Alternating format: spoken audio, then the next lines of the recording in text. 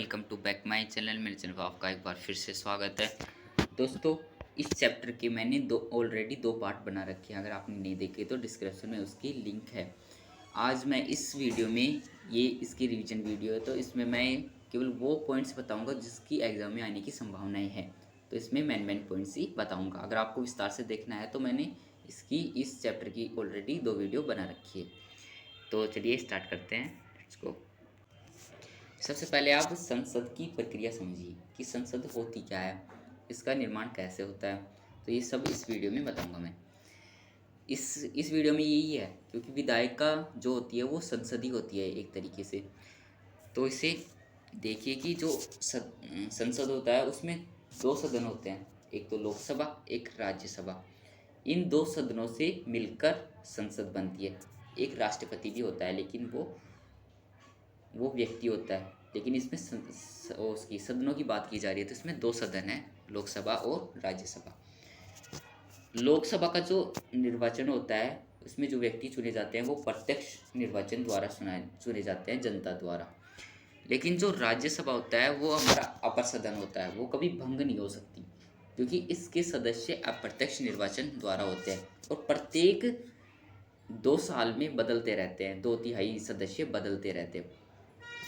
तो इसका जो निर्वाचन होता है वो अप्रत्यक्ष निर्वाचन, इसमें राज्यों की विधानसभाओं के निर्वाचित प्रतिनिधियों द्वारा होता है। तो दोनों का जो निर्वाचन होता है वो अलग अलग विधियों से होता है। अब जो सरकार है उसके 3 अंग होते हैं, उसमें एक विधायिका भी है। विधायिका का काम होता है कानून बनाना। ये सबसे मुख्य काम विधायिका का होता है, क्योंकि जब विधायिका कानून बनाती है तो कार्यपालिका उस कानून को लागू करने का काम करती है। तो विधायिका का यहाँ पर मुख्य कार्य होता है। अब यहाँ पे देख लीजिए, ये क्वेश्चन आ सकता है कि संसद क्या है और इसके प्रमुख कार्य क्या है। तो संसद तो हमने देख लिया कि संसद दो सदन मिलकर ही संसद, दो सदनों से मिलकर ही संसद बनती है, लोकसभा और राज्यसभा। राज्यसभा अपर सदन, लोकसभा निम्न सदन। लेकिन जो लोकसभा निम्न सदन होता है, लेकिन हमारे यहाँ लोकसभा में ज़्यादा शक्तियाँ होती है, इसलिए लोकसभा को ज़्यादा शक्तियों वाला सदन मानते हैं। संसद के प्रमुख कार्य देखिए। कानून बनाना, सबसे मुख्य कार्य संसद का कानून बनाना है। कार्यपालिका पर नियंत्रण करना। वित्तीय कार्य, बजट पारित करना, बजट भी संसद ही पारित करता है। संविधान संशोधन भी ये तभी होगा जब संसद के 2/3 सदस्य राजी होंगे, तभी संविधान संशोधन होगा। निर्वाचन संबंधी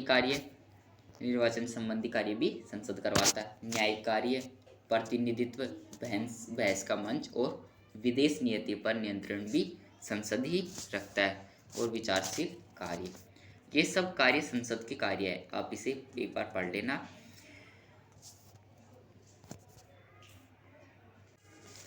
अब देखिए कि मुख्य क्वेश्चन कि संसद स्वयं को नियंत्रित कैसे करती है, यानी कि संसद में कोई ऐसा व्यक्ति होना चाहिए जो उसको नियंत्रित कर सके, वरना संसद अपनी मनमर्जी करेगी। तो इसलिए इसमें जो हमारी लोकसभा है और राज्यसभा है, तो दोनों के अध्यक्ष होते हैं। जो लोकसभा का अध्यक्ष होता है वो अलग होता है, जिसमें अभी वर्तमान में ओम बिरला अध्यक्ष है, तो वो लोकसभा को नियंत्रित करते हैं। और जो राज्यसभा है उसका जो वैसे पदेन सभापति होता है, वो उपराष्ट्रपति होता है, वो उसको नियंत्रित करता है। तो दोनों को नियंत्रित करने के लिए अध्यक्ष बनाए जाते हैं। तो इस प्रकार संसद को नियंत्रित किया जाता है। तो इसमें बहुत सारे पॉइंट दे रखे हैं, आप इसे स्क्रीनशॉट ले सकते हैं या पढ़ सकते हैं इसको आप। तो मैं केवल ये बता रहा हूँ कि संसद नियंत्रित कैसे होती है। अब नीचे एक क्वेश्चन हो रहा है कि द्विसदनीय राज्य। हमारे जो ज़्यादातर राज्य हैं उनमें एक सदन व्यवस्था है, जिसे विधानसभा कहा जाता है। लेकिन कुछ राज्यों में विधानसभा के साथ विधान परिषद भी बनाई गई है।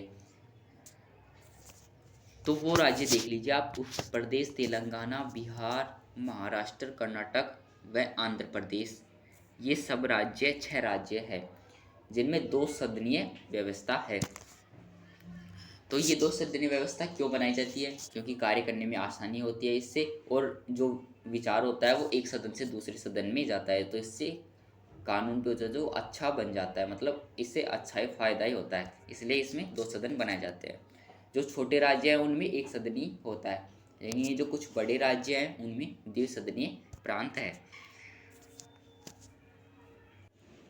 अब एक क्वेश्चन ये आ जाता है कि लोकसभा की किन्हीं 2 विशेष शक्तियों का उल्लेख कीजिए, यानी कि ऐसी शक्तियाँ जो राज्यसभा के पास नहीं है, केवल लोकसभा के पास है।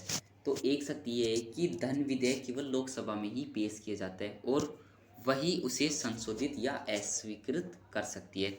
यानी कि जो धन विधेयक होता है हमारा, हर साल का जो बजट पेश किया जाता है उसमें एक विधेयक भेजा जाता है, धन विधेयक, जो कि केवल लोकसभा में भेजा जा सकता है, उसे दोबारा राज्यसभा में भेजने की आवश्यकता नहीं होती। लोकसभा में भेजने के बाद राष्ट्रपति के सिग्नेचर करने के लिए भेजा जाता है और राष्ट्रपति उसे मना भी नहीं कर सकता। तो ये एक शक्ति होती है जो केवल लोकसभा के पास होती है। और एक मंत्री परिषद केवल लोकसभा के प्रति उत्तरदायी होती है। जो प्रधानमंत्री के नीचे जो मंत्री होती है, मंत्री परिषद, वो केवल लोकसभा को ही अपने उत्तर दे सकती है, उसमें राज्यसभा को अधिकार नहीं है कि वो उनसे जवाब ले सके। तो ये केवल लोकसभा के पास शक्ति होती है। तो ये 2 विशेष शक्तियाँ हैं, ये पूछा जा सकता है आपसे। तो इसी में एक क्वेश्चन आ जाता है कि वित्तीय शक्तियाँ और अवित्तीय शक्तियाँ क्या है। वित्तीय शक्तियाँ ये है कि जो वित्त विधेयक होता है वो राज्यसभा में 14 दिन तक ही विचार कर सकता है। लेकिन जो वैसे विधेयक होते हैं वो तो कितने भी दिन तक विचार से कर सकते हैं, उन पर कई दिनों तक बहस होती है। लेकिन जो वित्त विधेयक होते हैं उन पर बहस कम होती है। तो वित्तीय शक्तियाँ ये होती है। और संविधान संशोधन संबंधी शक्तियाँ होती है लोकसभा के पास। ये सारी शक्तियाँ लोकसभा के पास होती है, लेकिन जो मुख्य शक्तियाँ है वो ये है, ये दोनों, जो कि राज्यसभा के पास नहीं होती।